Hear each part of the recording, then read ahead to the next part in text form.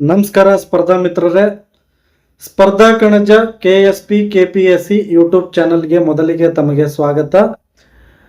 ಇವತ್ತಿನ ಒಂದು ತರಗತಿಯಲ್ಲಿ ಪೊಲೀಸ್ ಪರೀಕ್ಷೆಗೆ ಸಂಬಂಧಿಸಿದಂತೆ ಸಾಮಾನ್ಯ ಜ್ಞಾನದ ಪ್ರಶ್ನೋತ್ತರಗಳ ಕುರಿತು ಇವತ್ತಿನ ಈ ತರಗತಿಯಲ್ಲಿ ಚರ್ಚೆ ಮಾಡೋಣ. ಇನ್ನೂ ಯಾರಾದರೂ ಕೂಡ ನಮ್ಮ ಚಾನಲ್ ಅನ್ನ ಸಬ್ಸ್ಕ್ರೈಬ್ ಮಾಡಿಲ್ಲಪ್ಪ ಅಂತಂದ್ರೆ ಈ ಕೂಡಲೇ ಚಾನಲ್ ಅನ್ನ ಸಬ್ಸ್ಕ್ರೈಬ್ ಮಾಡಿ. ಕರ್ನಾಟಕ ಪೊಲೀಸ್ ಇಲಾಖೆಯಲ್ಲಿ ಈಗಾಗಲೇ 4,000ಕ್ಕಿಂತ ಅಧಿಕ ಹುದ್ದೆಗಳ ನೇಮಕಾತಿಗೆ ಅಧಿಸೂಚನೆಯನ್ನು ಹೊರಡಿಸಲಾಗಿದೆ. ಇನ್ನೇನು ಅಂತಿಮವಾಗಿ ಅರ್ಜಿ ಸಲ್ಲಿಸುವ ಪ್ರಕ್ರಿಯೆ ಪ್ರಾರಂಭವಾಗಬೇಕು. ಇನ್ನೇನು ಕೆಲವೇ ದಿನಗಳಲ್ಲಿ ಅದು ಕೂಡ ಪ್ರಾರಂಭವಾಗುತ್ತೆ. ಸೊ ಹಂಗಿದ ಮೇಲೆ ನಾವ್ಯಾಕೆ ತಡ ಮಾಡಬೇಕು? ರೋಗಿ ಬಯಸಿದ್ದು ಹಾಲು ಅನ್ನ, ವೈದ್ಯ ಹೇಳಿದ್ದು ಹಾಲು ಅನ್ನ. ಹಾಗೆ ರಾಜ್ಯ ಸರ್ಕಾರ ಒಂದು ಸ್ಪರ್ಧಾ ಮಿತ್ರರಿಗೆ ಖುಷಿ ವಿಚಾರವನ್ನು ಹೊರಡಿಸಿದೆ. ಸೊ ಇವತ್ತಿನ ತರಗತಿಯಲ್ಲಿ ಸಾಮಾನ್ಯ ಜ್ಞಾನಕ್ಕೆ ಸಂಬಂಧಪಟ್ಟಂತೆ ಕೆಲವು ಪ್ರಶ್ನೋತ್ತರಗಳ ಕುರಿತು ಚರ್ಚೆ ಮಾಡೋಣ. ಸೊ ಹಂಗಿದ್ರೆ ತಡ ಮಾಡೋದು ಬೇಡ, ಬರ್ರಿ ಮೊದಲನೇ ಕ್ವಶನ್ ನೋಡ್ಕೊಂಡು ಬರೋಣ. ಕ್ವೆಶನ್ ನಂಬರ್ 1 ಹೀಗಿದೆ: ರಾಜ್ಯಪಾಲರು ಹುದ್ದೆಯಲ್ಲಿದ್ದಾಗಲೇ ಮರಣ ಹೊಂದಿದರೆ ಅವರ ಸ್ಥಾನವನ್ನು ತಕ್ಷಣವೇ ಯಾರು ನಿರ್ವಹಿಸುತ್ತಾರೆ? ರಾಜ್ಯಪಾಲರು ಹುದ್ದೆದಾಗಿರ್ತಾರೆ, ಅವಾಗ ಮರಣ ಹೊಂದಿದಾರೆ ಅಂದ್ರೆ ಅವ್ರ ಸ್ಥಾನ ಯಾರು ನಿರ್ವಹಿಸ್ತಾರೆ ತಕ್ಷಣಕ್ಕಂತ ಕೇಳಿರ್ತಾರೆ. ಆಪ್ಷನ್ ಎ ಪಕ್ಕದ ರಾಜ್ಯದ ರಾಜ್ಯಪಾಲರು, ಆಪ್ಷನ್ ಬಿ ರಾಷ್ಟ್ರಪತಿಗಳು ನಿಯುಕ್ತಗೊಳಿಸುವ ಯಾರಾದರೂ, ಆಪ್ಷನ್ 3 ರಾಜ್ಯದ ಮುಖ್ಯಮಂತ್ರಿಗಳು, ಆಪ್ಷನ್ 4 ಉಚ್ಚ ನ್ಯಾಯಾಲಯದ ಮುಖ್ಯ ನ್ಯಾಯಮೂರ್ತಿಗಳು. ಸರಿಯಾದ ಉತ್ತರ ಯಾವುದಪ್ಪ ಅಂತಂದ್ರ ಉಚ್ಚ ನ್ಯಾಯಾಲಯದ ಮುಖ್ಯ ನ್ಯಾಯಾಧೀಶರು, ಮುಖ್ಯ ನ್ಯಾಯಮೂರ್ತಿಗಳು ಏನ್ ಮಾಡ್ತಾರಪ್ಪ ಅಂದ್ರೆ ರಾಜ್ಯಪಾಲರು ಹುದ್ದೆಯಲ್ಲಿದ್ದಾಗಲೇ ಮರಣ ಹೊಂದಿದಾಗ ಅವರ ಸ್ಥಾನವನ್ನ ಕರ್ತವ್ಯವನ್ನು ನಿರ್ವಹಿಸುವರು ಉಚ್ಚ ನ್ಯಾಯಾಲಯದ ಮುಖ್ಯ ನ್ಯಾಯಮೂರ್ತಿಗಳು ನಿರ್ವಹಿಸ್ತಾರ. ಕ್ವೆಶ್ಚನ್ ನಂಬರ್ 2 ಹೀಗಿದೆ: ರಾಷ್ಟ್ರೀಯ ತುರ್ತು ಪರಿಸ್ಥಿತಿಯ ಸಮಯದಲ್ಲಿ ಲೋಕಸಭೆಯ ಅಧಿಕಾರ ಅವಧಿಯನ್ನು ಡ್ಯಾಶ್ ಅವಧಿಯವರೆಗೆ ವಿಸ್ತರಿಸಬಹುದು? ತುರ್ತು ಪರಿಸ್ಥಿತಿಯ ಸಮಯದಲ್ಲಿ ಲೋಕಸಭೆಯ ಅಧಿಕಾರಾವಧಿಯನ್ನು ಡ್ಯಾಶ್ ಅವಧಿಯವರೆಗೆ ಅಂದ್ರೆ ಎಷ್ಟು ಅವಧಿಯವರೆಗೆ ವಿಸ್ತರಿಸಬಹುದು ಅಂತ ಕೇಳಿರ್ತಾರ. ಸೊ ಆಪ್ಷನ್ ಹೀಗಿದೆ: 6 ತಿಂಗಳ ಕಾಲ, ಆಪ್ಷನ್ ಬಿ 1 ವರ್ಷಗಳ ಕಾಲ, ಆಪ್ಷನ್ 3 ತಿಂಗಳ ಕಾಲ, ಆಪ್ಷನ್ 4 1.5 ವರ್ಷಗಳ ಕಾಲ. ಸರಿಯಾದ ಉತ್ತರ ಆಪ್ಷನ್ 2 1 ವರ್ಷಗಳ ಕಾಲ, 1 ವರ್ಷ ಕಾಲ ಅವಧಿಯವರೆಗೆ ವಿಸ್ತರಿಸಬಹುದು. ಕ್ವೆಶ್ಚನ್ ನಂಬರ್ 3: ಲೋಕಸಭೆಯು ವಿಸರ್ಜನೆಗೊಂಡಾಗ ಯಾವ ವ್ಯಕ್ತಿಯು ಮುಂದಿನ ಲೋಕಸಭೆಯ ಪ್ರಥಮ ಸಭೆಗಿಂತ ಮೊದಲು ತನ್ನ ಸ್ಥಾನವನ್ನು ತ್ಯಜಿಸುವುದಿಲ್ಲ? ಲೋಕಸಭೆ ವಿಸರ್ಜನೆಗೊಂಡಿರ್ತಾ ಯಾವ ವ್ಯಕ್ತಿ ಮುಂದಿನ ಲೋಕಸಭೆಯ ಪ್ರಥಮ ಸಭೆಗಿಂತ ತನ್ನ ಸ್ಥಾನವನ್ನು ತ್ಯಜಿಸುವುದಿಲ್ಲ ಅಂತ ಕೇಳಿರ್ತಾರ. ಆಪ್ಷನ್ 1 ಪ್ರಧಾನಮಂತ್ರಿ, ಆಪ್ಷನ್ ಬಿ ಲೋಕಸಭೆಯ ಅಧ್ಯಕ್ಷ, ಆಪ್ಷನ್ 3 ಹಣಕಾಸು ಮಂತ್ರಿ, ಆಪ್ಷನ್ 4 ರಕ್ಷಣಾ ಮಂತ್ರಿ. ಸರಿಯಾದ ಉತ್ತರ ಲೋಕಸಭೆಯ ಅಧ್ಯಕ್ಷ. ಲೋಕಸಭೆಯ ಸದಸ್ಯರು ಎಲ್ಲರೂ ವಿಸರ್ಜನೆಗೊಂಡರೂ ಮುಂದಿನ ಸಭೆಗಿಂತ ತನ್ನ ಸ್ಥಾನವನ್ನು ತ್ಯಜಿಸದೇ ಇರುವವರು ಯಾರಪ್ಪ ಅಂತಂದ್ರೆ ಲೋಕಸಭೆಯ ಅಧ್ಯಕ್ಷರು. ಸೊ ಮುಂದಿನ ಕ್ವೆಶನ್ ನಂಬರ್ 4: ಪ್ರಸ್ತುತ ಕರ್ನಾಟಕ ರಾಜ್ಯದಲ್ಲಿ ಇರುವ ಲೋಕಸಭೆಯ ಸ್ಥಾನಗಳ ಒಟ್ಟು ಸಂಖ್ಯೆ ಎಷ್ಟು? ಕರ್ನಾಟಕದಲ್ಲಿರುವಂತ ಲೋಕಸಭೆಯ ಸ್ಥಾನಗಳ ಒಟ್ಟು ಸಂಖ್ಯೆ ಎಷ್ಟಿದೆ ಅಂತ ಕೇಳಿದಾನ. Option number 1 28, option B 31, option 3 23, option 4 25. ಸರಿಯಾದ ಉತ್ತರ ಆಪ್ಷನ್ 1 28. ಕರ್ನಾಟಕದಲ್ಲಿರುವಂತ ಒಟ್ಟು ಲೋಕಸಭೆಯ ಸ್ಥಾನಗಳು ಎಷ್ಟಿವೆ ಅಂತಂದ್ರ ಒಟ್ಟು 28 ಸ್ಥಾನಗಳು ಇವೆ. ಮುಂದಿನ ಕ್ವೆಶನ್ ನಂಬರ್ 5: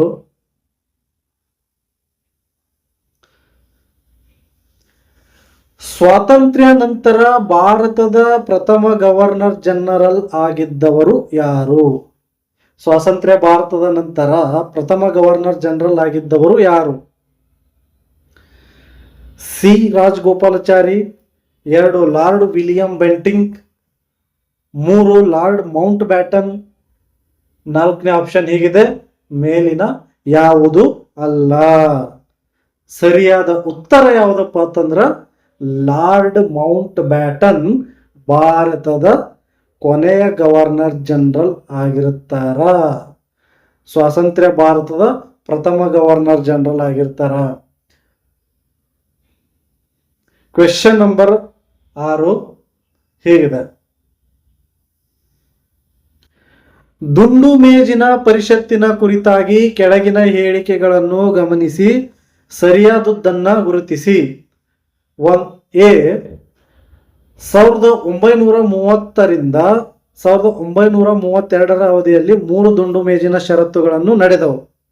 ಆಪ್ಷನ್ ಬಿ, ಪ್ರಥಮ ದುಂಡು ಮೇಜಿನ ಪರಿಷತ್ತಿನಲ್ಲಿ ಕಾಂಗ್ರೆಸ್ ಭಾಗವಹಿಸಲಿಲ್ಲ. ಸಿ, 3 ದುಂಡು ಮೇಜಿನ ಪರಿಷತ್ತುಗಳಲ್ಲಿ ಡಾಕ್ಟರ್ ಬಾಬಾ ಸಾಹೇಬ್ ಅಂಬೇಡ್ಕರ್ ಅವರು ಭಾಗವಹಿಸಿದರು.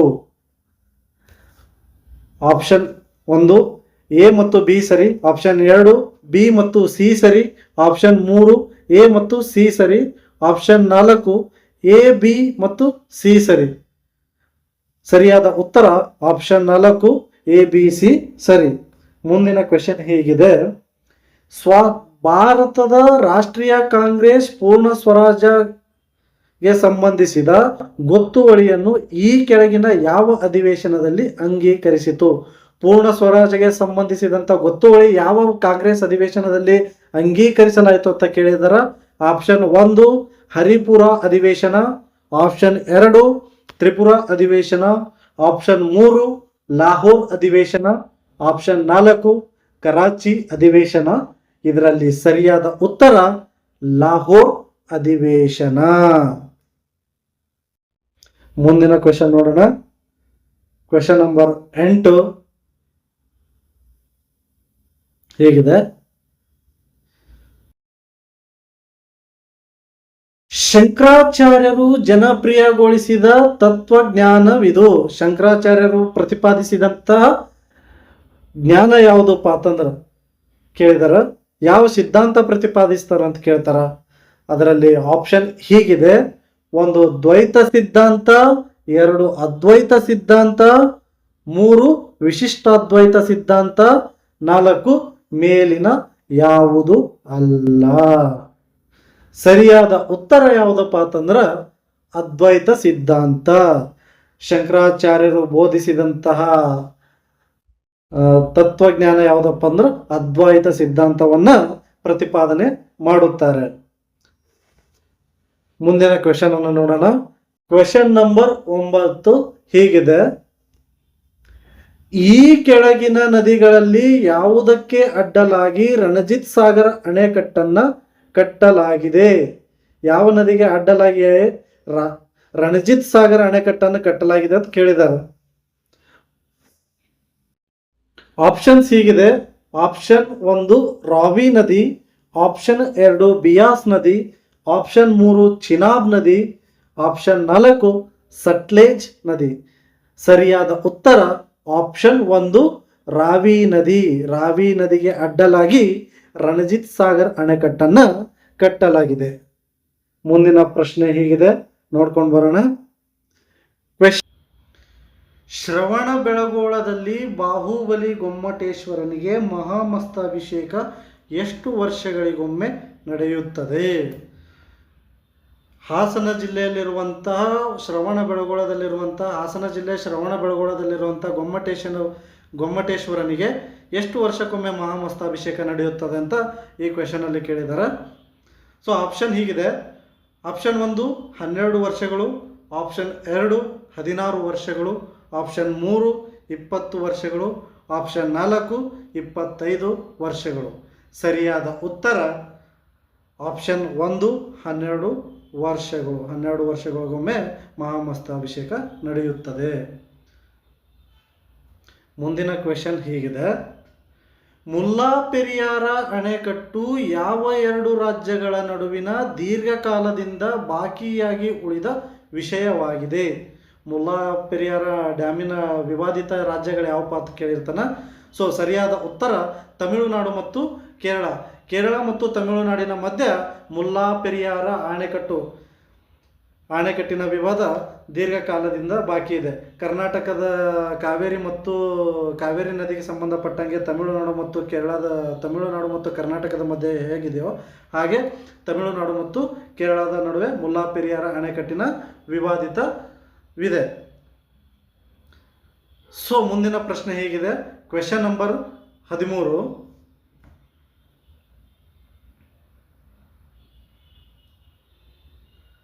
ಭ್ರಾಂತಿ, ಮರೀಚಿಕೆ, ಮೈರಸ್ಗೆ ಕಾರಣವೇನು? ಮರೀಚಿಕೆಗೆ ಕಾರಣ ಏನಂತ ಕೇಳಿರ್ತಾನೆ.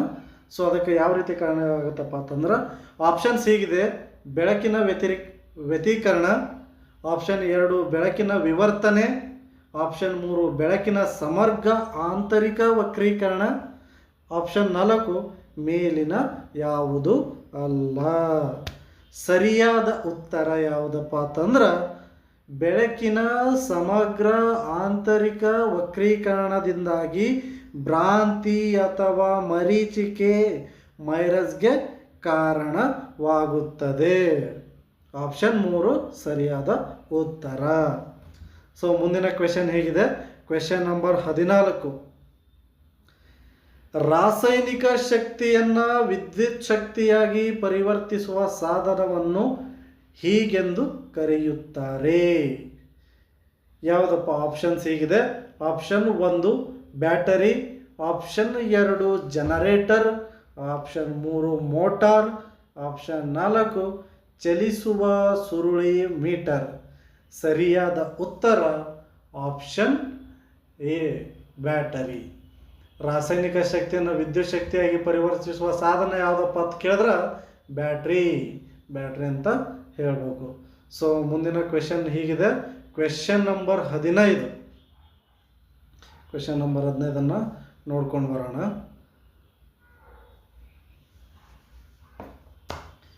ರೇಡಿಯಂ ಅನ್ನು ಈ ಕೆಳಗಿನ ಯಾವ ಖನಿಜದಿಂದ ಪಡೆಯಲಾಗುತ್ತದೆ?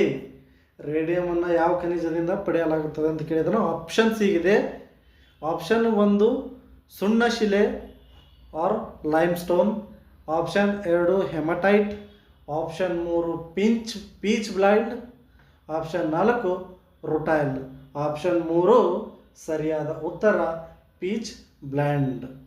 ರೇಡಿಯಂ ಒಂದು ವಿಕಿರಣಶೀಲ ವಸ್ತುವಾಗಿದ್ದು ಬಿಳಿ ಬಣ್ಣದಲ್ಲಿರುತ್ತದೆ. ಇದು ಯುರೇನಿಯಂನ ಪಿಂಚ್ ಬ್ಲೆಂಡ್ ಅದಿರಿನಲ್ಲಿ ಸ್ವಲ್ಪ ಪ್ರಮಾಣದಲ್ಲಿ ಸೇರಿಕೊಂಡಿರುತ್ತದೆ. ಇದನ್ನು 1898ರಲ್ಲಿ ಮೇರಿ ಕ್ಯೂರಿ ಹಾಗೂ ಅವರ ಪತಿ ಪೇರಿ ಕ್ಯೂರಿಯರು ಕಂಡು ಹಿಡಿದರು. ಧನ್ಯವಾದಗಳು. ಇನ್ನು ಯಾರಾದರೂ ನಮ್ಮ ಚಾನಲನ್ನು ಸಬ್ಸ್ಕ್ರೈಬ್ ಮಾಡಲಿಲ್ಲಪ್ಪ ಅಂತಂದ್ರೆ ಸಬ್ಸ್ಕ್ರೈಬ್ ಮಾಡಿ.